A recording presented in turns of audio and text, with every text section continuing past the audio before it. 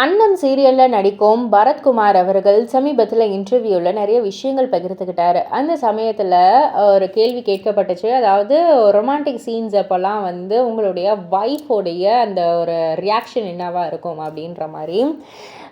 பார்க்க மாட்டாங்கன்னுலாம் கிடையாது. எல்லா சீனையும் வந்து விடாமல் பார்ப்பாங்க. என்ன இந்த மாதிரிலாம் பண்ணியிருக்கியாமே அப்படி இப்படின்னு வந்து ஜாலியாக ஃபன்னாக தான் வந்து கேட்பாங்க. இதெல்லாம் வந்து வீட்டில் ஒன்றும் பண்ணுறதில்ல. லவ் பண்ணுற காலத்தில் வந்து பண்ணது.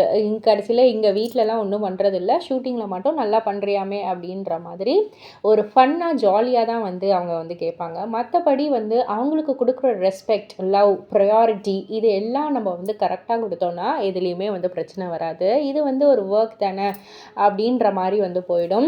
மற்றபடி அவங்களுக்கு ப்ரையாரிட்டி கொடுக்காம நான் வந்து ஒரு ஃப்ரெண்டுக்கோ இல்லை வேறு யாருக்கோ நான் வந்து ப்ரையாரிட்டி கொடுத்துட்டேன்னா அப்போ தான் வந்து அந்த முகம் வந்து மாறும்.